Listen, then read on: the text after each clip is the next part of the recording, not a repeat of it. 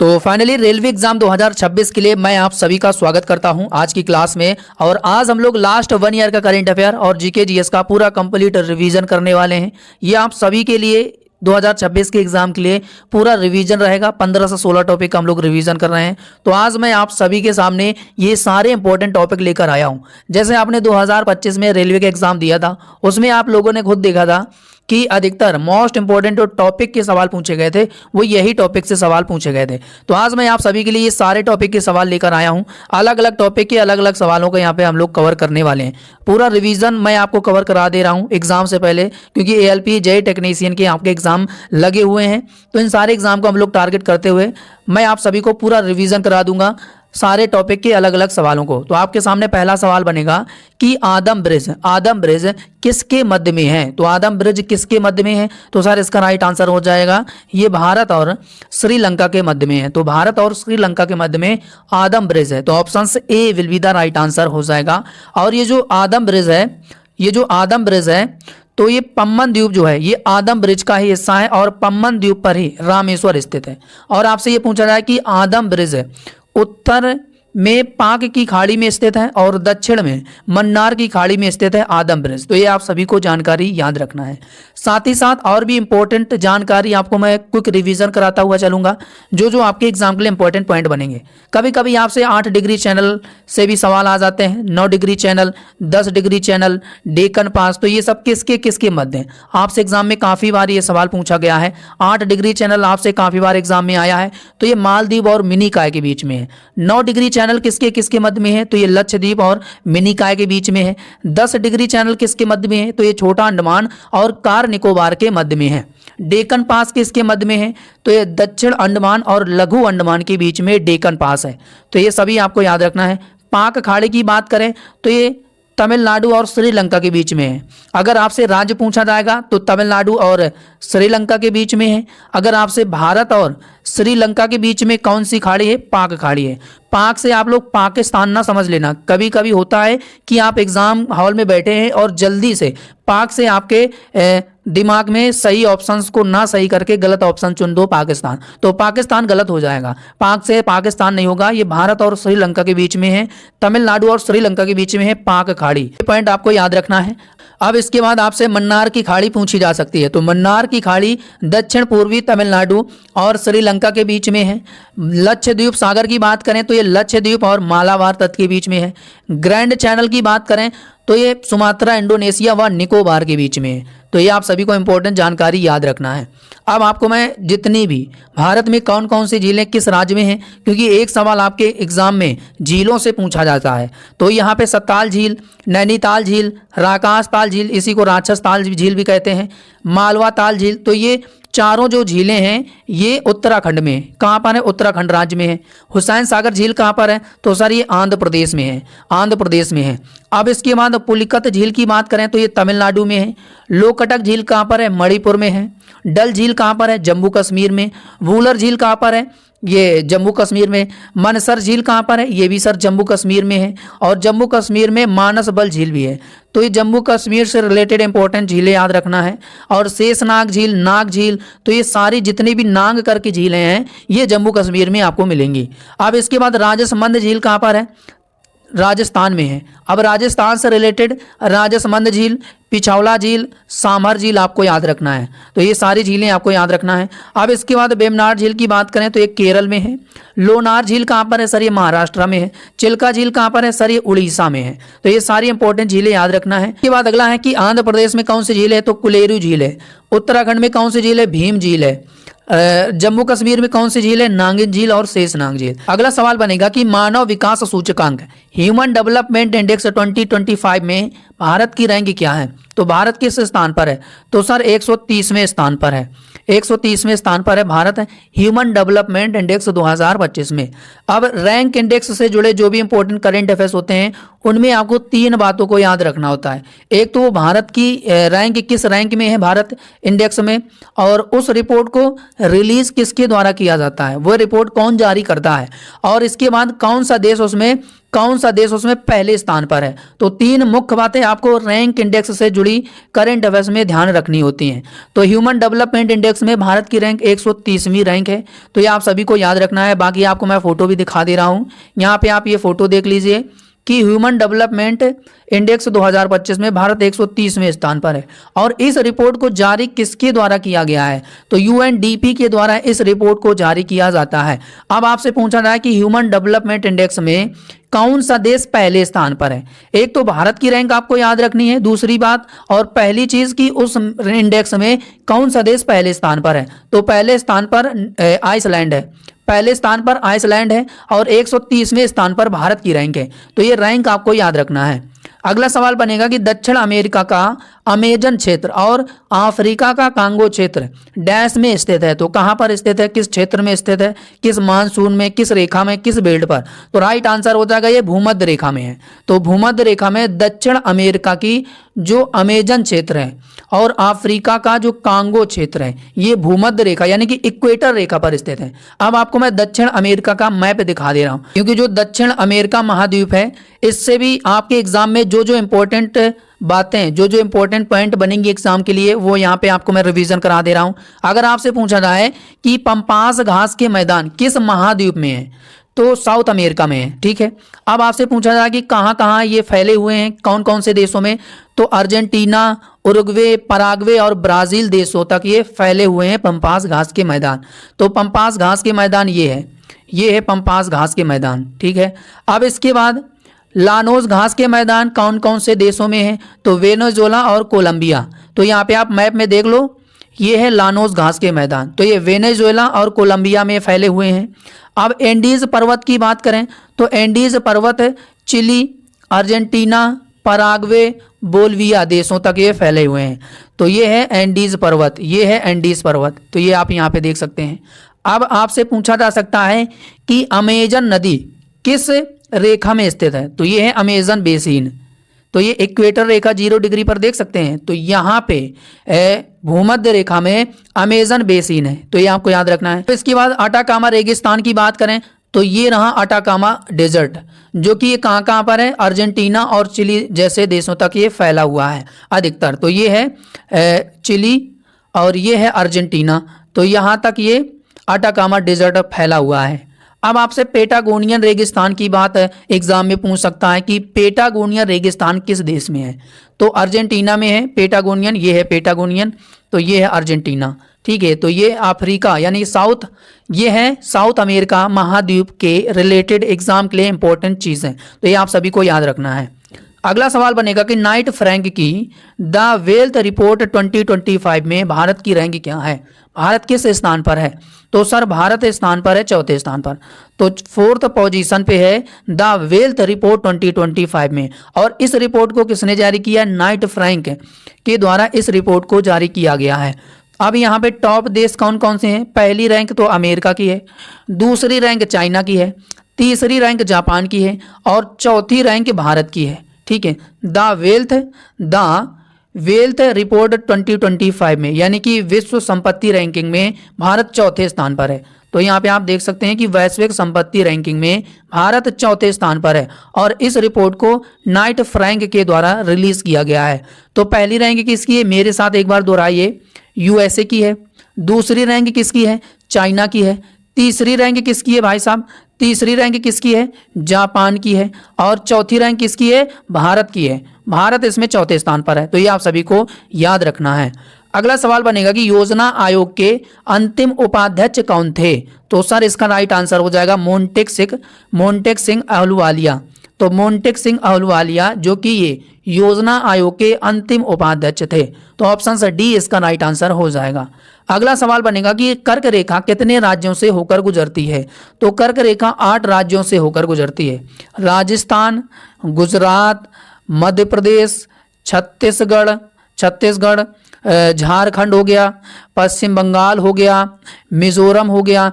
तो ये 8 राज्यों से होकर गुजरती है कर्क रेखा। अब यहाँ पे वो 8 राज्य अभी मैंने आपको रिवीजन कराया है, मैप में देख सकते हैं। अगर आप राज्यों के नाम भूल रहे हैं कि कर्क रेखा जो रेखा है ये 8 राज्यों से होकर गुजरती है, तो कौन कौन से राज्य हैं आपको ना अगर लंबे समय तक याद हो सके तो टिक याद रख लेना, मित्र पर गमछा झार। अब आपको ये ट्रिक से पूरे 8 राज्य याद हो जाएंगे कि 8 राज्यों से कर्क रेखा गुजरती है।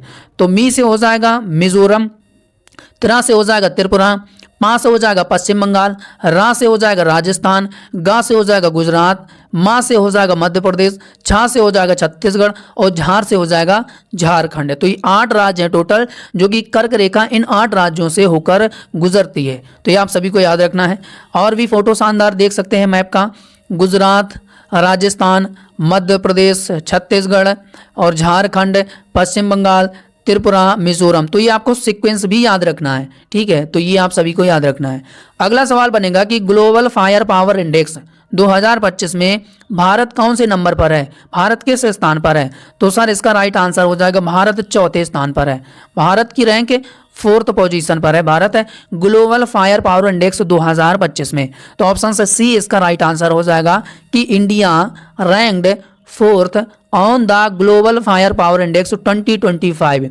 तो यहाँ पे चौथे स्थान पर है भारत। अब शीर्ष देश कौन कौन से हैं, पहली रैंक संयुक्त राज्य अमेरिका की है, दूसरी रैंक रसिया की है, तीसरी रैंक चाइना की है, चौथी रैंक भारत की है और 5वीं रैंक ये दक्षिण कोरिया की है। तो ये आप सभी को याद रखना है। अगला सवाल बनेगा कि निम्नलिखित में से कौन सा विकल्प सही सुमेलित है। तो कौन सा विकल्प है जो कि सही सुमेलित है। तो राइट आंसर हो जाएगा जो खजुराहों का मंदिर था वो चंदेलों के द्वारा बनवाया गया था। तो ऑप्शन से डी इसका सही सुमेलित है, बाकी ए बी सी गलत हो जाएंगे। अब ये जो एलोरा की गुफाओं का निर्माण किसके द्वारा किया गया था। तो एलोरा गुफाओं का निर्माण मुख्य रूप से राष्ट्रकूटों शासकों के द्वारा करवाया गया था। महाबलीपुरम के स्मारकों का निर्माण पल्लव शासकों ने करवाया था। मीनाक्षी मंदिर का निर्माण मुख्य रूप से मदुरै के नायक शासकों के द्वारा करवाया गया था। और जो खजुराहों का मंदिर है वो चंदेलों के द्वारा बनवाया गया था। तो ये आप सभी को जानकारी याद रखना है। अगला है कि पहली पंचवर्षीय योजना को किसने लागू किया था। तो राइट आंसर हो जाएगा sir Joseph Stalin. Joseph Stalin ने पहली पंचवर्षीय योजना को लागू किया था। तो ऑप्शन डी इसका राइट आंसर हो जाएगा। अगला है कि जनवरी 2025 में, और ये हम लोग करेंट अफेयर्स लास्ट एक साल का हम लोग पूरा करंट अफेयर्स को यहाँ पे मैं रिवीजन कराऊंगा आप सभी को। तो सवाल बनेगा कि जनवरी 2025 में 33वां संस्करण संतोष ट्रॉफी 2024-25 किसने जीती है। तो राइट आंसर हो जाएगा पश्चिम बंगाल ने जीती है। तो ऑप्शन से यहाँ पे ए इसका राइट आंसर हो जाएगा।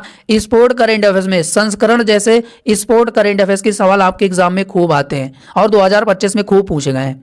तो यहाँ पे संतोष ट्रॉफी 2024-25 को किसने जीता है, पश्चिम बंगाल ने जीता है। कौन सा संस्करण था, 33वां संस्करण था और जनवरी 2025 में इसे आयोजित किया गया था। तो यहाँ पे आप देख सकते हैं कि 33वां संतोष ट्रॉफी पश्चिम बंगाल ने जीता है केरल को हराकर फाइनल में यह खिताब अपने नाम किया है। अगला है कि 38वें राष्ट्रीय खेलों का आयोजन मेजबानी पहली बार किस राज्य में किया गया है। तो किस राज्य ने किया है पहली बार 38वें राष्ट्रीय खेल की मेजबानी। तो उत्तराखंड में किया गया था। तो उत्तराखंड इसका राइट आंसर हो जाएगा। ऑप्शन ए इसका राइट आंसर हो जाएगा। पे आप फोटो देख सकते हैं जो 38वां राष्ट्रीय खेल है इसके बारे में आपसे इसका मस्कट पूछा जा सकता है, मसाल पूछी जा सकती है। तो मसाल तेजस्विनी है और मस्कट जो है मौली है, मौली इसका मस्कट है। तो ये आप सभी को याद रखना है। और जनवरी से लेकर फरवरी तक इसका आयोजन किया गया था। चलिए अगला सवाल बनेगा कि खो खो विश्व कप 2025 का मस्कट क्या है। तो सर इसका राइट आंसर हो जाएगा तेजस और तारा इसका मस्कट है, जो कि नई दिल्ली में से शुरू किया गया था। और इसका जो शुभंकर जो मस्कट था वो तेजस और तारा था। तो ऑप्शन से ए इसका राइट आंसर हो जाएगा। यहाँ पे आप देख सकते हैं कि खो खो वर्ल्ड कप 2025 इसका जो मस्कट है वो तेजस और तारा इसका मस्कट है। तो ये आप सभी को याद रखना है। बाकी इसे नई दिल्ली में शुरू किया गया था। पहला खो खो विश्व कप 2025 नई दिल्ली में इसे शुरू किया गया था। अब आपसे एक चीज़ और पूछा जा सकता है कि इसका खिताब किसने जीता है? पहला खो खो विश्व कप 2025 का खिताब किसने जीता है? तो भारत की पुरुष टीम और महिला टीम ने दोनों कैटेगरी में ये पहला खो खो विश्व कप का खिताब जीता है। तो एग्जाम के लिए वेरी इंपॉर्टेंट बनेगा दोस्तों। अब आपसे तीनों चीजें एक ही जगह रिवीजन हो गया, अब इससे ज्यादा और कुछ नहीं पूछा जाएगा। आपसे ये पूछा जा सकता है कि पहला खो खो विश्व कप 2025 को किसने जीता है। आपसे ये पूछा जा सकता है कि इसका आयोजन कहाँ पर किया गया था। आपसे यह पूछा जा सकता है कि इसका मस्कट क्या है। बस तीन चीजें आपसे इसके बारे में पूछा जाएगा, आपसे एग्जाम में आएगा तो गलत नहीं होगा। अगला सवाल बनेगा कि पहली पंचवर्षीय योजना कब लागू की गई थी? तो कब लागू की गई थी? तो राइट आंसर हो जाएगा 1928 में। 1928 में पहली पंचवर्षीय योजना को लागू किया गया था। तो ऑप्शन ए इसका राइट आंसर हो जाएगा। पहली पंचवर्षीय योजना 1928 में सोवियत संघ के जोसेफ स्टालिन के द्वारा लागू की गई थी। तो ये आप सभी को याद रखना है।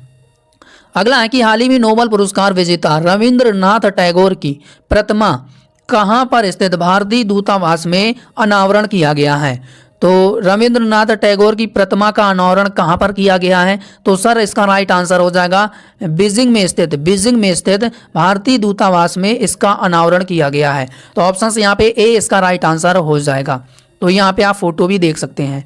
अगला सवाल बनेगा कि भारत में पहली पंचवर्षीय योजना को किसने लागू किया था? तो किसने लागू किया था? तो जवाहरलाल नेहरू।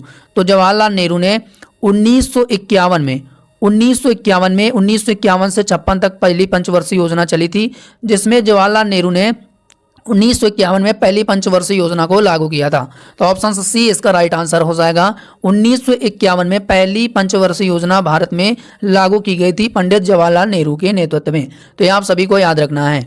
अगला है कि किसने विजय हजारे ट्रॉफी 2024-25 को जीता है? तो किसने जीता है सर? कर्नाटका ने जीता है। कर्नाटक ने विजय हजारे ट्रॉफी जीता है। एग्जाम के लिए इंपॉर्टेंट बनेगा, तो ये सवाल आपको याद रखना है। कर्नाटक ने विदर्भ को हराकर ये 5वीं बार विजय हजारे ट्रॉफी 2024-25 को जीता है। तो ये आप सभी को याद रखना है। अगला है कि पहली पंचवर्षीय योजना का फोकस किस पर था? तो राइट आंसर हो जाएगा इसका हमारा प्राथमिक क्षेत्र का विकास करना। तो ऑप्शन से यहाँ पे बी इसका राइट आंसर हो जाएगा।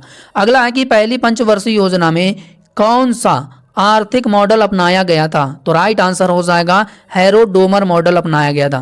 तो यह हैरो डोमर मॉडल पर ये पहली पंचवर्षीय योजना आधारित थी। तो ऑप्शन से यहाँ पे सी इसका राइट आंसर हो जाएगा। अगला सवाल बनेगा कि 2025 का मियामी ओपन में महिला एकल का खिताब टेनिस प्रतियोगिता का विजेता कौन है? तो राइट आंसर हो जाएगा एरिना सबालेंका ने जीता है महिला एकल का खिताब। तो ऑप्शन से यहाँ पे बी इसका राइट आंसर हो जाएगा। तो Aryna Sabalenka won the Miami Open 2025 women's single title अपने नाम किया है। अगला है कि पहली पंचवर्षीय योजना का आदर्श वाक्य क्या था? तो राइट आंसर हो जाएगा कृषि का विकास करना। तो ऑप्शन से यहाँ पे डी इसका राइट आंसर हो जाएगा। अगला है कि प्रथम पंचवर्षीय योजना का उद्देश्य क्या था? तो राइट आंसर हो जाएगा विभाजन के बाद देश का पुनर्निर्माण करें और उद्योग एवं कृषि को बढ़ावा देना, सस्ती स्वास्थ्य सेवा और शिक्षा पर फोकस था। तो ये तीनों इसके उद्देश्य थे। तो ऑप्शन से यहाँ पे डी इसका राइट आंसर हो जाएगा, सभी पर फोकस था। अगला सवाल बनेगा कि किस देश के अंगकोर वाट को एशिया में सर्वाधिक फोटोजेनिक यूनेस्को विश्व धरोहर स्थल घोषित किया गया है? तो ये किस देश का अंगकोर वाट है जो कि यूनेस्को विश्व धरोहर स्थल घोषित किया गया है सर्वाधिक फोटोजेनिक? तो राइट आंसर हो जाएगा कंबोडिया का ये अंगकोर वाट है जो कि एशिया में सर्वाधिक फोटोजेनिक विश्व धरोहर सूची में शामिल किया गया है। तो कंबोडिया का Angkor Wat declared most photogenic UNESCO world heritage site in Asia में शामिल किया गया। तो ये आप यहाँ पे फोटो देख सकते हैं। अगला सवाल बनेगा कि भारत में दूसरी बार एशियाई खेलों का आयोजन किस वर्ष किया गया था? तो राइट आंसर हो जाएगा 1982 में किया गया था। 1982 में किया गया था। तो ऑप्शन से यहाँ पे ए इसका राइट आंसर हो जाएगा। अगला सवाल बनेगा कि किस राज्य में विश्व के पहले एशियाई राजा गिद्ध संरक्षण केंद्र का उद्घाटन किया गया है? तो राइट आंसर हो जाएगा कहाँ पर किया गया है भैया? ये किया गया है उत्तर प्रदेश में। उत्तर प्रदेश में विश्व का पहला एशियाई राजा गिद्ध संरक्षण केंद्र का उद्घाटन किया गया है। तो एग्जाम के लिए वेरी इंपॉर्टेंट बनेगा। तो ऑप्शन सी इसका राइट आंसर हो जाएगा। विश्व का पहला एशियाई राजा गिद्ध संरक्षण उत्तर प्रदेश में इसका उद्घाटन किया गया है। अगला है कि दूसरी पंचवर्षीय योजना का फोकस किस पर था? तो राइट आंसर हो जाएगा सर, इसका राइट आंसर हो जाएगा सार्वजनिक क्षेत्र पर। तो ऑप्शन से यहाँ पे सी इसका राइट आंसर हो जाएगा। अगला है कि प्रसिद्ध रचना किताब उल हिंद को किसके द्वारा लिखी गई है? तो किताब उल हिंद के लेखक कौन है? तो राइट आंसर हो जाएगा अल बर्नी। अल बर्नी इसका राइट आंसर हो जाएगा। तो ऑप्शन सी इसका राइट आंसर हो जाएगा। और अल बर्नी भारत में महमूद गजनवी के साथ ये भारत आया था, तो ये आपको याद रखना है। अगला है कि 20वां ईस्ट एशिया समिट का आयोजन कहाँ पर किया गया है? पूर्वी एशिया शिखर सम्मेलन का 20वां संस्करण कहाँ पर ऑर्गेनाइज किया गया है? तो मलेशिया के कुआलालंपुर शहर में। मलेशिया के कुआलालंपुर शहर में ईस्ट एशिया समिट का आयोजन किया गया है। ऑप्शन डी इसका राइट आंसर हो जाएगा। और ये उसी समय का इवेंट का फोटो है, इस तरीके का इवेंट हुआ था वहाँ पे एशिया के कुआलालंपुर शहर में। 20वां संस्करण हुआ था ईस्ट एशिया समिट का, जो कि अक्टूबर महीने में इसे शुरू किया गया था 2025 में। तो ये आप सभी को याद रखना है। अगला है कि दूसरी पंचवर्षीय योजना में कौन सा आर्थिक मॉडल अपनाया गया था? तो राइट आंसर हो जाएगा महालनोबिस मॉडल अपनाया गया था। महालनोबिस मॉडल अपनाया गया था दूसरी पंचवर्षीय योजना के दौरान। तो ऑप्शन डी इसका राइट आंसर हो जाएगा। अगला है कि डिक्शनरी.com ने किस शब्द को वर्ल्ड ऑफ द ईयर 2025 घोषित किया गया था? एग्जाम के लिए इंपॉर्टेंट बनेगा। तो किस शब्द को वर्ल्ड ऑफ द ईयर 2025 घोषित किया था डिक्शनरी.com ने? तो राइट आंसर हो जाएगा 67 इसको नहीं पढ़ेंगे, ठीक है, इनको काउंटिंग में नहीं पढ़ेंगे, 67 शब्द नाम पढ़ेंगे इसको। वैसे तो 67 है लेकिन इसको 67 नहीं पढ़ेंगे। 67 शब्द को वर्ल्ड ऑफ द ईयर 2025 घोषित किया गया था डिक्शनरी.com ने। तो ऑप्शन ए इसका राइट आंसर हो जाएगा। 67 वह शब्द है जो कि वर्ल्ड ऑफ द ईयर 2025 शामिल घोषित किया गया था। तो ये आप सभी को याद रखना है 67। अगला है कि किस टीम ने पहली बार प्रो कबड्डी लीग को जीता है? जिसने 2025 में रेलवे का एग्जाम दिया होगा उसको ये सवाल जरूर याद होगा, क्योंकि ये सवाल पूछा गया था ऑलरेडी। तो ये किसने जीता है? तो पुनेरी पल्टन ने जीता था। पुनेरी पल्टन ने जीता था। और ये सवाल मैंने 2025 में खूब रिवीजन कराया था। जितना मैंने 2025 में आपको रिवीजन कराया था वो सारे सवाल आपके एग्जाम में पूछे गए थे। और अच्छे से जिसने मेरा चैनल को फॉलो करके रिवीजन किया होगा उसके जीके जीएस में सवाल और करंट अफेयर्स में गलत नहीं हुए होंगे। तो यहाँ पे आप देख सकते हैं कि पहली बार प्रो कबड्डी लीग पुनेरी पल्टन ने जीता है। तो पुनेरी पल्टन ने जीता था। तो ये आप सभी को याद रखना है। अगला है कि 9वीं पंचवर्षीय योजना के कार्यान्वयन के दौरान भारत के प्रधानमंत्री कौन थे? तो 9वीं पंचवर्षीय योजना के दौरान भारत के पीएम कौन थे, प्राइम मिनिस्टर कौन थे? तो राइट आंसर हो जाएगा अटल बिहारी वाजपेयी। अटल बिहारी वाजपेयी इसका राइट आंसर हो जाएगा। ऑप्शन बी इसका राइट आंसर हो जाएगा। अगला है कि नेशनल गेम्स 2025 का 38वां संस्करण किस राज्य में आयोजित हुआ है? संस्करण वाले करंट अफेयर्स के सवाल आजकल एग्जाम में ज़्यादा आ रहे हैं, ट्रेंडिंग में चल रहे हैं। तो जिस हिसाब से आपका एग्जाम ट्रेंडिंग में चल रहा है उसी पैटर्न वाले सवाल आपको मैं रिवीजन करा रहा हूँ। तो उत्तराखंड में किया गया था। उत्तराखंड में 38वां राष्ट्रीय खेल का आयोजन किया गया था। और मौली क्या था? शुभंकर जो घोषित किया गया था मौली था। मौली शुभंकर घोषित किया गया था। तो ये आप सभी को याद रखना है। अगला सवाल बनेगा कि भारतीय संविधान के कितने मौलिक कर्तव्यों का उल्लेख किया गया है? तो टोटल 11 है। तो ऑप्शन से यहाँ पे सी इसका राइट आंसर हो जाएगा। अब इसके बारे में थोड़ी और इंपॉर्टेंट बातें याद रखना। जो 10वां मौलिक कर्तव्य था ये 42वां संविधान संशोधन 1976 के तहत जोड़ा गया। कौन सी समिति थी? तो सरदार स्वर्ण सिंह समिति। सरदार स्वर्ण सिंह समिति थी, ठीक है। और जिसके तहत ये 10वां मौलिक कर्तव्य जोड़ा गया था 42वां संविधान संशोधन 1976।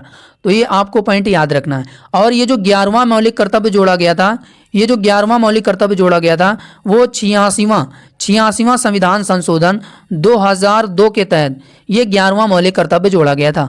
और इसी 86वां संविधान संशोधन 2002 के तहत 6 से 14 वर्ष तक के बच्चों का निःशुल्क एजुकेशन था, जिसमें आर्टिकल 21 का ए जोड़ा गया था और ये अधिकार बनाया गया था। 11वां मौलिक कर्तव्य जोड़ा गया था। तो ये आप सभी को पॉइंट याद रखने एग्जाम के लिए इंपॉर्टेंट बनेगा। और ये जो 42वां संविधान संशोधन है 1976 इसको मिनी कॉन्स्टिट्यूशन भी कहते हैं। और इसी के तहत शिक्षा को जो एजुकेशन थी राज्य सूची से हटाकर समवर्ती सूची में जोड़ा गया था। तो ये आपको पॉइंट याद रखना है। और इसी संविधान संशोधन के तहत जो 42वां संविधान संशोधन 1976 था 3 शब्द जोड़े गए थे। प्रस्तावना में 3 शब्द जोड़े गए थे, एक तो समाजवाद और पंथ निरपेक्ष अखंडता, ये 3 शब्द जोड़े गए थे। तो ये सारी जानकारी पॉइंट आपको याद रखना है। तो यहाँ पे 11 मौलिक कर्तव्य इसका राइट आंसर हो जाएगा। अगला है कि निम्नलिखित में से कौन शीर्षक और व्यक्ति असंगत है, कौन सा है जो कि इसमें सुमेलित नहीं है। देखो, भारत का जो सुख है तोते ए हिंद है, ये अमीर खुसरो को कहा जाता है, ये तो बिल्कुल सही है, ठीक है। अब इसके बाद भगवान का अभिशाप चंगेज खान को कहा जाता है। Strong man of India Sardar Patel को कहा जाता है। जो अशांत भारत का जनक है, ये अब्दुल गफ्फार खान को नहीं कहा जाता है, ये अब्दुल गफ्फार खान को नहीं कहा जाता है। तो यही असंगत है, यही सुमेलित नहीं है। तो फिर ये किसको कहा जाता है, ये कहा जाता है बाल गंगाधर तिलक को, बाल गंगाधर तिलक को कहा जाता है अशांत भारत का जनक। तो यहाँ पे ऑप्शन सा डी जो है वो सही सुमेलित नहीं है, असंगत है। तो ऑप्शन सा डी इसका राइट आंसर हो जाएगा। अशांत भारत का जनक बाल गंगाधर तिलक को कहा जाता है। तो ये आप सभी को याद रखना है। अगला है कि भारतीय अमेरिकी संगीतकार को 67वां ग्रैमी पुरस्कार प्रदान किया गया है। तो चंद्रिका कृष्णमूर्ति को दिया गया है। ऑप्शन ए इसका राइट आंसर हो जाएगा। 67वां एनुअल ग्रैमी अवार्ड 2025 ये दिया गया चंद्रिका कृष्णमूर्ति टंडन को दिया गया है। तो आप इनका यहाँ पे फोटो देख सकते हैं। अगला है कि किस अधिनियम के तहत बंगाल का गवर्नर जनरल को कंपनी के स्वामित्व का जिम्मा दिया गया था। तो राइट आंसर हो जाएगा 1773 का रेगुलेटिंग एक्ट अधिनियम। तो ऑप्शन यहाँ पे ए इसका राइट आंसर हो जाएगा। ये आप सभी को इंपॉर्टेंट जानकारी याद रखना है। और जो 1773 का रेगुलेटिंग एक्ट था, जो 1773 का रेगुलेटिंग एक्ट था, अब इसमें क्या था कि ब्रिटिश संसद के द्वारा ईस्ट इंडिया कंपनी के कार्यों को नियंत्रित करने का पहला कदम था भारत में। तो ये आप सभी को याद रखना 1773 का एक्ट क्या था। अब इसमें क्या हुआ था कि जो बंगाल का गवर्नर था, इसको पूरी तरीके से बंगाल का गवर्नर जनरल बनाया गया था। बंगाल का गवर्नर जनरल बनाया गया था। और उस समय गवर्नर जनरल कौन थे, तो वारिंग हेस्टिंग थे। कौन थे, वारिंग हेस्टिंग थे उस समय। और 1774 में इसी अधिनियम में 1774 में कलकत्ता में सर्वोच्च न्यायालय की स्थापना भी की गई थी। तो ये भी आपको याद रखना कि सुप्रीम कोर्ट जो है उसकी स्थापना की गई थी, जिसमें एक मुख्य न्यायाधीश और 3 अन्य न्यायाधीशों का प्रावधान किया गया था। और इसी एक्ट के तहत बॉम्बे और मद्रास को गवर्नर जो थे बंगाल के गवर्नर जनरल, इसके अधीन कर दिया गया था। तो ये आप सभी को पॉइंट याद रखना है। अब 1784 का जो पिस्ट इंडिया एक्ट था, पिट्स अधिनियम था, अब इसमें क्या था, जो 1773 का रेगुलेटिंग एक्ट था, अब इसमें क्या हुआ था कि जो 1773 का रेगुलेटिंग एक्ट था, उसमें जो खामियां थी, उसमें जो गलतियां थी, उनको सुधारने के लिए ये 1784 का पिट्स इंडिया एक्ट लाया गया था। और इसी में दोहरी नियंत्रण प्रणाली की व्यवस्था की गई थी। कंट्रोल ऑफ बोर्ड की स्थापना भी की गई थी। द्वैत शासन प्रणाली लागू की गई थी इसी अधिनियम के तहत। तो ये भी आपको पॉइंट याद रखना है। ये सारी इंपॉर्टेंट जानकारी आपको मैं बता दे रहा हूं जो कि आपको याद हो सके, क्योंकि एग्जाम में 1 से 2 सवाल आपके एग्जाम में ऑलरेडी सवाल पूछे जा चुके हैं। तो ये आप सभी को याद रखना है। चलिए, इसके बाद अगला सवाल बनेगा कि 2011 की जनगणना के अनुसार दूसरी सबसे कम साक्षरता दर किस राज्य की है। तो किस राज्य की है दूसरी सबसे कम साक्षरता दर। तो सर इसका राइट आंसर हो जाएगा अरुणाचल प्रदेश। तो अरुणाचल प्रदेश इसका राइट आंसर हो जाएगा। ऑप्शन बी इसका राइट आंसर हो जाएगा। अगला सवाल बनेगा कि संतोष ट्रॉफी 2024-25 के संदर्भ में कौन सा कथन सही है। तो पहला कथन कह रहा है कि इससे पश्चिम बंगाल ने जीता है। दूसरा कथन कह रहा है कि इसका 80 संस्करण है जो कि आयोजित किया गया है। सी कह रहा है कि इसे केरल ने जीता है। डी कह रहा है कि इनमें से कोई नहीं। तो इसका कौन सा कथन सही हो जाएगा। तो अभी इसके पहले मैंने आपको ये सवाल कवर कराया था कि जो संतोष ट्रॉफी है ये पश्चिम बंगाल ने जीता था केरल को हराकर जीता है। केरल ने नहीं जीता है, तो केरल तो गलत हो गया। और इसका कौन सा संस्करण था, 33वां संस्करण था। 80 संस्करण नहीं था, तो बी गलत हो गया। तो ऑप्शन से यहाँ पे बी इसका राइट आंसर हो जाएगा। बी में कथन ए है, तो यहाँ पे कथन ए सही हो जाएगा। पश्चिम बंगाल ने जीता है, तो यहाँ पे बी इसका राइट आंसर हो जाएगा। यहाँ पे आप फोटो देख सकते हैं कि बंगाल ने 33वां संतोष ट्रॉफी का खिताब जीता था केरल को हराकर फाइनल में। तो ये आपको याद रखना है। सवाल बनेगा कि विटामिन के का मुख्य कार्य क्या है। तो राइट आंसर हो जाएगा इसका कार्य होता है रक्त का थक्का बनाना। जैसे हमारी चोट लग गई, ठीक है, वहां से ब्लड निकल रहा है, अगर हमारे अंदर विटामिन के नहीं होगा तो रक्त का थक्का नहीं जमेगा, ब्लड क्लॉटिंग होता ही रहेगा, निकलता ही रहेगा, बंद ही नहीं होगा। तो विटामिन के एक ऐसा है जो हमारे शरीर में रक्त का थक्का बनाता है। तो ऑप्शन बी इसका राइट आंसर हो जाएगा, इसका कार्य होता है। अब आपको पूरी लिस्ट यहाँ पे दिखा दे रहा हूँ कि किस विटामिन की कमी से कौन सा रोग होता है।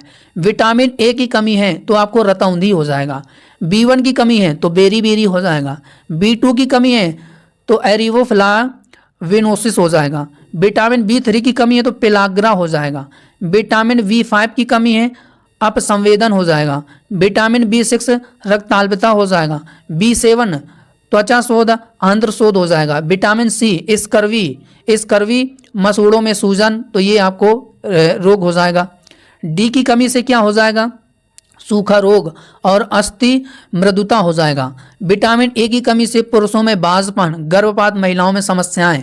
विटामिन के की कमी से आपका जो रक्त का थक्का वो नहीं जमेगा। अगर विटामिन के है तो आपका रक्त का थक्का जमेगा अगर आपको चोट लग जा रही है, ठीक है, आपको याद रखना है। अगला है कि जनगणना किस सूची के अंतर्गत आती है। तो जनगणना किस सूची के अंतर्गत आती है, ये आती है संघ सूची में। तो ऑप्शन से यहाँ पे ए इसका राइट आंसर हो जाएगा। अगला सवाल बनेगा कि जनवरी 2025 में भारत के सर्वोच्च न्यायालय के नए न्यायाधीश के रूप में किसे अपॉइंट किया गया था। तो कृष्णन विनोद चंद्रन को। तो ऑप्शन ए इसका राइट आंसर हो जाएगा, कृष्णन विनोद चंद्रन को अपॉइंट किया गया था। तो यहाँ पे आप फोटो देख सकते हैं। अब इसके बाद आपसे पूछा जा सकता है कि भारत के चीफ जस्टिस ऑफ इंडिया 52 में कौन बने थे। तो BR गवई बने थे, ठीक है। अब 53 वे भी पूछे जा सकते हैं कि 53 नंबर के कौन थे। तो सूर्यकांत थे 53 नंबर के। तो ये आपको याद रखना है। अगला है कि क्रिकेट खेल को किस वर्ष के ओलंपिक खेलों में शामिल किया जाएगा। तो 2028 के लॉस एंजल्स में क्रिकेट खेल को शामिल किया जाएगा। तो ऑप्शन यहाँ पे डी इसका राइट आंसर हो जाएगा।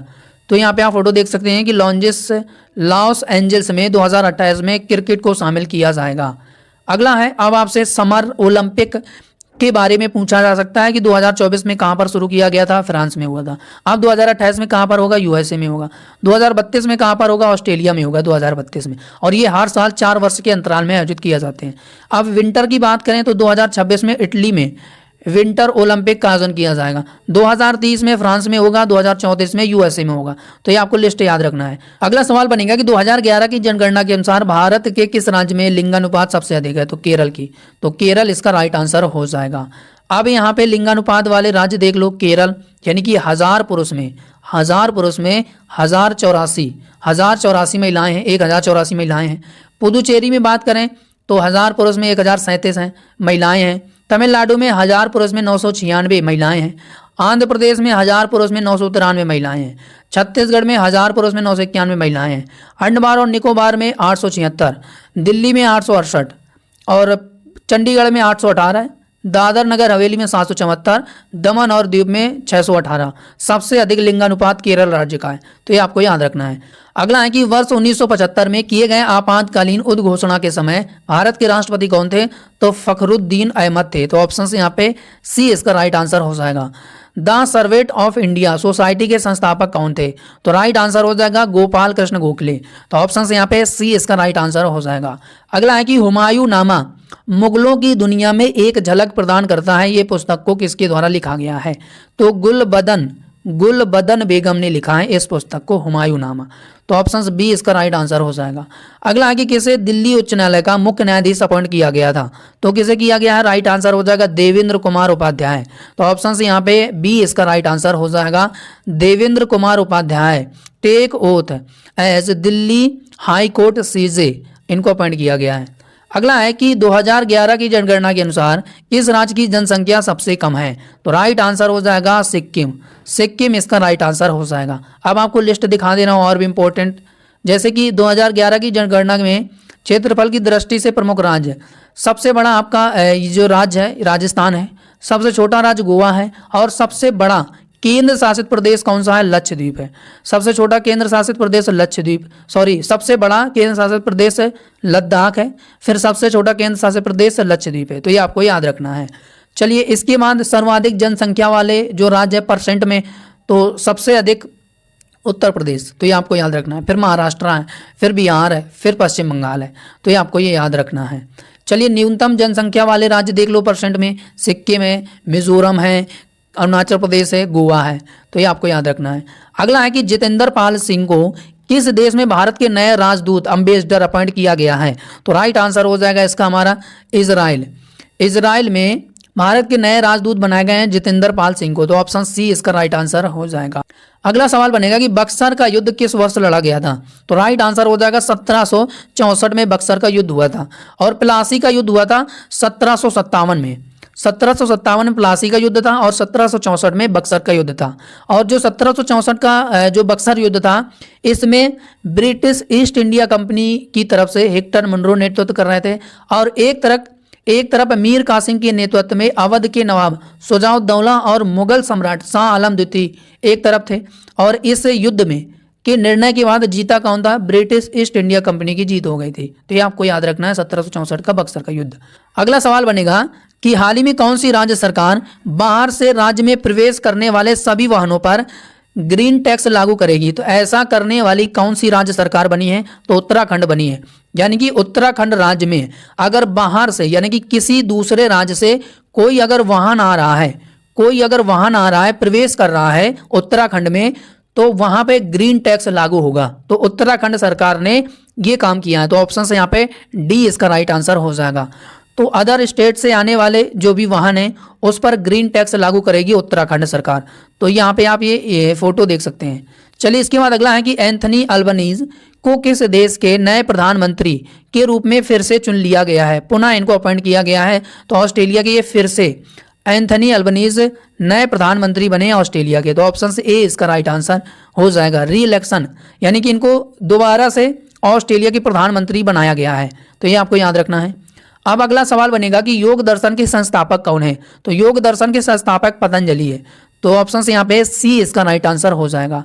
अगला है कि छोटी दूरी मापने के लिए एक एंगस्ट्रॉन बराबर कितना होता है? तो राइट आंसर हो जाएगा 10⁻⁻10 मीटर होता है।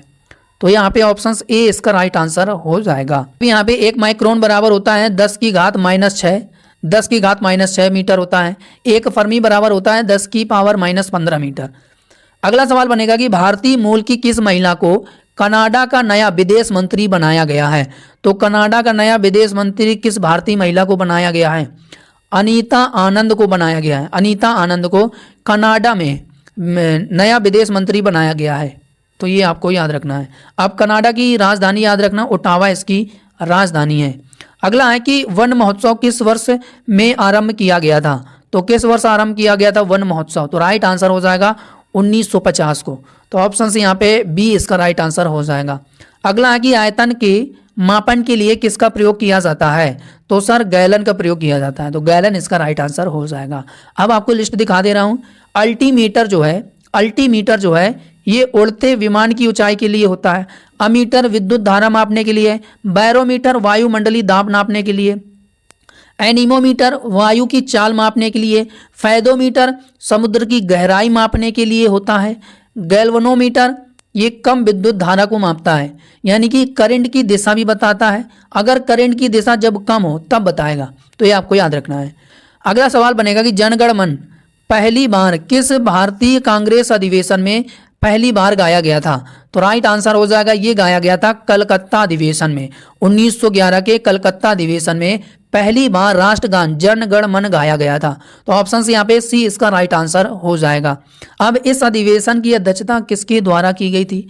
ये भी आपको याद रखना है कि इस अधिवेशन की अध्यक्षता बिशन नारायण धर ने की थी। बिशन नारायण धर ने इस अधिवेशन की अध्यक्षता की थी 1911 के कलकत्ता अधिवेशन में, और इसमें पहली बार जन गण मन गाया गया था। तो ये आपको याद रखना है। अगला है कि किसकी पुस्तक हर्ट लैम्प को अंतर्राष्ट्रीय बुकर पुरस्कार 2025 से सम्मानित किया गया है? तो ये किसकी पुस्तक है? ये बानू मिस्ताक की पुस्तक है। और ये जो पुस्तक ये किस भाषा में है? तो कन्नड़ भाषा में है। इनकी कन्नड़ भाषा पुस्तक के लिए इंटरनेशनल बुकर पुरस्कार 2025 दिया गया है बानू मुस्ताक को। तो ऑप्शन ए इसका राइट आंसर हो जाएगा। कन्नड़ लेखिका है ये बानू मुस्ताक, जो कि इनको हर्ट लैम्प के लिए इंटरनेशनल बुकर पुरस्कार प्रदान किया गया है। अगला है कि भारत में पंचवर्षीय योजना का अनुमोदन करने वाली संस्था का नाम क्या है? तो राइट आंसर हो जाएगा राष्ट्रीय विकास परिषद। तो ऑप्शन से यहाँ पे बी इसका राइट आंसर हो जाएगा। 2011 की जनगणना के अनुसार भारत की शहरी जनसंख्या का परसेंट कितना है? तो राइट आंसर हो जाएगा 31.16%। तो ऑप्शन से यहाँ पे डी इसका राइट आंसर हो जाएगा। अगला है कि पन्ना लाल घोष का संबंध किस वादन से है? तो राइट आंसर हो जाएगा बांसुरी से है। तो बांसुरी इसका राइट आंसर हो जाएगा। प्रधानमंत्री नरेंद्र मोदी को किस देश के किस देश के मानद ऑर्डर ऑफ फ्रीडम इस पुरस्कार से सम्मानित किया गया है? तो किस देश का यह पुरस्कार इनको दिया गया है? बारबाडोस का दिया गया है। गुयाना देश का भी मिला है, गुयाना देश का भी मिला है। श्रीलंका का मित्र विभूषण पुरस्कार भी नरेंद्र मोदी जी को प्रदान किया जा चुका है। तो यह सभी आपको याद रखना है, ठीक है। तो यहाँ पे आप देख सकते हैं कि order of freedom of Barbados का सम्मान पीएम मोदी को मिला है। अगला है कि आज़ाद हिंद फौज 1942 में किसने बनाया था? तो राइट आंसर हो जाएगा मोहन सिंह। ऑप्शन से यहाँ पे बी इसका राइट आंसर हो जाएगा। अब यहाँ पे आज़ाद हिंद फौज की स्थापना 1942 में मोहन सिंह के सहयोग में राम बिहारी बोस ने सिंगापुर में इसकी स्थापना की थी। फिर 1943 में आज़ाद हिंद फौज का नेतृत्व का पदभार किसको दिया गया था संभालने के लिए? सुभाष चंद्र बोस को सौंप दिया गया था। तो ये पॉइंट आपको याद रखना है। अगला है कि उच्च न्यायालय के मुख्य न्यायाधीश को शपथ कौन दिलाता है?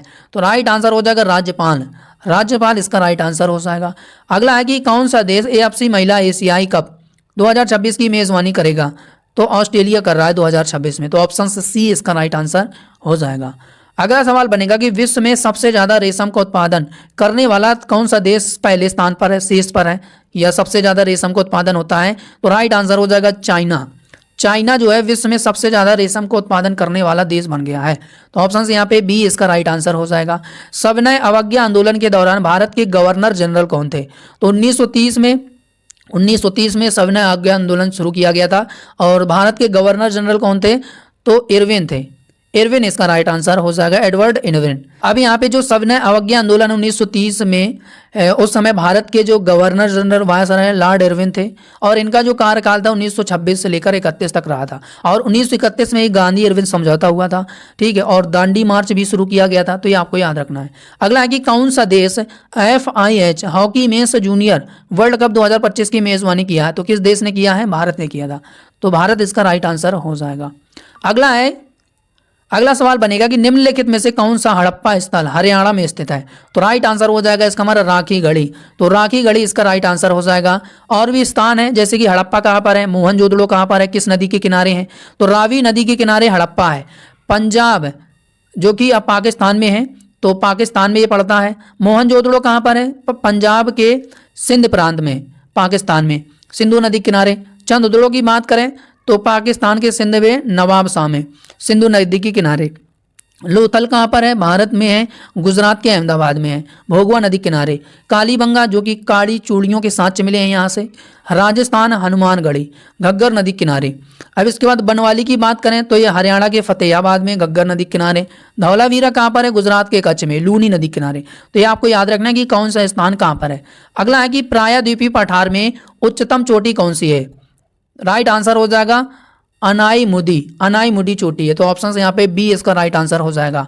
अब प्रायद्वीपीय पठार की उच्चतम चोटी अनाईमुदी है जो केरल के इडुक्की जिले में पश्चिमी घाट में स्थित है और इसकी ऊंचाई 2695 मीटर है, 8842 फीट है और इसे दक्षिण भारत का एवरेस्ट कहा जाता है। तो ये आपको याद रखना है। अगला है कि मानवाधिकार दिवस ये कब मनाया जाता है? हर साल। तो ये 10 दिसंबर को मनाया जाता है। तो ऑप्शन से यहाँ पे डी इसका राइट आंसर हो जाएगा। अगला सवाल बनेगा कि ब्रिक्स शिखर सम्मेलन 2025 के संदर्भ में कौन सा कथन सही है? जितने भी इंपॉर्टेंट सम्मेलन होते हैं वो आपके एग्जाम में जरूर पूछे जाते हैं। तो ये जो ब्रिक्स शिखर सम्मेलन है 2025 में, इसका कहाँ पर किया गया था आयोजन? तो ये ब्राजील के रियो डी जेनेरियो में जुलाई महीने में शुरू किया गया था और इसका 17वां संस्करण शुरू किया गया था। तो दोनों कथन आपको ये याद रखना है। ऑप्शन सी इसका राइट आंसर हो जाएगा, ठीक है। ब्राजील के रियो डी जेनेरियो में ब्रिक्स शिखर सम्मेलन 2025 का आयोजन किया गया था। अगला है कि सरहुल उत्सव भारत के किस राज्य में मनाया जाता है? किस राज्य से संबंधित है? तो ये झारखंड से संबंधित है। अगला सवाल बनेगा कि दूध का पीएच मान क्या है? दूध का पीएच मान कितना होता है? तो राइट आंसर हो जाएगा 6.6। तो ऑप्शन से यहाँ पे सी इसका राइट आंसर हो जाएगा। विटामिन ए मुख्यतः डैश में संग्रहित होती है। तो राइट आंसर हो जाएगा यकृत में। तो यकृत इसका राइट आंसर हो जाएगा। आर्यभट्ट उपग्रह को कब लॉन्च किया गया था? तो राइट आंसर हो जाएगा सर 19 अप्रैल 1975 में आर्यभट्ट उपग्रह को लॉन्च किया गया था। कौन सा देश जापान को पीछे छोड़ते हुए विश्व का तीसरा सबसे अधिक सौर ऊर्जा उत्पादक देश बना है? तो राइट आंसर हो जाएगा भारत बना है। भारत ने जापान को पीछे छोड़कर तीसरा तीसरा सौर ऊर्जा उत्पादक देश बना है, तो ऑप्शन सी इसका राइट आंसर हो जाएगा। India becomes world third largest solar power generator overtake Japan, तो जापान को पीछे छोड़ते हुए तीसरा सौर ऊर्जा उत्पादक देश बना है। तो यहाँ पे आप देख सकते हैं कि जापान को पीछे छोड़ते हुए भारत बना विश्व का तीसरा सबसे अधिक सौर ऊर्जा उत्पादक देश। अगला है, अब यहाँ पे पहला स्थान किस देश का है? चाइना का है। सौर ऊर्जा उत्पादक देश के मामले में पहला स्थान चाइना का है, अमेरिका है दूसरे पे, तीसरे भारत है, जापान है, जर्मनी है। तो ये सीक्वेंस आपको याद रखना है। अगला है कि दुनिया का सबसे शुष्क रेगिस्तान कौन सा है? राइट आंसर हो जाएगा अटाकामा रेगिस्तान। ये मैंने आपको बताया था कि ये साउथ अमेरिका महाद्वीप में अटाकामा रेगिस्तान है, तो ये आपको याद रखना है। अगला है कि विक्रमशिला विश्वविद्यालय की स्थापना किसने की थी? विक्रमशिला विश्वविद्यालय की स्थापना किसने की थी? तो राइट आंसर हो जाएगा धर्मपाल के द्वारा, तो धर्मपाल इसका राइट आंसर हो जाएगा। अगला है कि नियाग्रा जलप्रपात कहाँ पर स्थित है? तो सर ये संयुक्त राज्य अमेरिका और कनाडा में, तो दोनों कथन सही हो जाएगा। तो दोनों के बीच नियाग्रा जलप्रपात है, ये देख लो यहाँ पे नियाग्रा जलप्रपात ये है, और ये है कनाडा और ये है अमेरिका, तो कनाडा और अमेरिका के बीच है। ठीक है, तो ये आप सभी को याद रखना है, एग्जाम के लिए इंपॉर्टेंट बनेगा। चलिए अगला है कि इटंकी नेशनल पार्क कहाँ पर है? इटंकी नेशनल पार्क कहाँ पर है? नागालैंड में है, तो नागालैंड में इटंकी नेशनल पार्क है। अगला है कि क्यूएस वर्ल्ड यूनिवर्सिटी रैंकिंग 2025 में कौन सा संस्थान भारत में पहले स्थान पर है? तो राइट आंसर हो जाएगा IIT Bombay. IIT Bombay number 1 पे है भारत में, तो ये आप सभी को याद रखना। और भी टॉप संस्थान है, आईआईटी के बाद आईआईटी दिल्ली भी आता है। ठीक है, तो ये आप सभी को याद रखना है। तो आई होप जो कि ये 15 से 16 टॉपिक का कंप्लीट रिवीजन आपको बेहतरीन लगा होगा। 15 से 16 टॉपिक का मैं एग्जाम तक इसी तरीके से बढ़िया तरीके से आपको रिवीजन कराता रहूँगा लास्ट 1 ईयर और जीके जीएस के साथ। तो अपना फीडबैक जरूर दीजिएगा जो लोग पहली बार सेशन में जुड़ रहे हैं। अभी मैं आपको कह रहा हूँ इससे अच्छा कहीं आपको रिवीजन नहीं कराया जाएगा। मैं पूरी मेहनत से जो टॉपिक आपके एग्जाम में पूछे गए ऑलरेडी वो सारे टॉपिक आपको मैं अभी से रिवीजन करा दे रहा हूँ, तो एग्जाम तक वो सारे टॉपिक आपके कंप्लीट हो जाएंगे। बाकी अपना फीडबैक हमें जरूर दीजिएगा, लाइक शेयर कमेंट और साथ ही साथ चैनल को सब्सक्राइब करके। जो लोग पहली बार चैनल में जुड़े हैं तो वो चैनल को सब्सक्राइब करके जरूर जाइएगा। और इसका जो पीडीएफ है, इसका पीडीएफ आपको टेलीग्राम चैनल पे मिल जाएगा। वीडियो के डिस्क्रिप्शन बॉक्स पर टेलीग्राम चैनल का लिंक दे रखा है, उस चैनल को जरूर आप लोग ज्वाइन करिएगा। वहाँ पे मैं आपको जितने भी इंपॉर्टेंट पीडीएफ है, जानकारी है, नोटिफिकेशन वहाँ पे अपलोड होती है। बाकी अपना फीडबैक सभी लोग जरूर देकर जाएगा। आपको मैं दावे के साथ कह रहा हूँ, जो एनालिसिस के साथ मैं आपको जो टॉपिक कवर करा दूंगा 110% वही एग्जाम में आएगा। क्योंकि मैंने 2025 में भी रिवीजन कराया था 15 से 16 टॉपिक का, उसमें 10-10 हज़ार 9-9 हज़ार 8-8 हज़ार ऐसे व्यूज़ आए थे। काफ़ी लोगों को प्यार मिला था और उसमें उन लोगों का हेल्प भी मिला था, ऐसी बात नहीं थी। एग्जाम में बहुत सारे टॉपिक थे जो आपके एग्जाम के लिए इंपॉर्टेंट थे और वो मैंने आपको रिवीजन भी कराया था और पेपर में पूछे गए थे। इसी तरीके से मैं आपको फिर 2026 के लिए पूरा रिवीजन करा दूंगा करेंट अफेयर्स और जीके जीएस का। तो आज के लिए इतना ही। Thank you so much guys, मिलते हैं अगले वीडियो पर, तब तक ले जय हिंद, जय भारत, वंदे मातरम।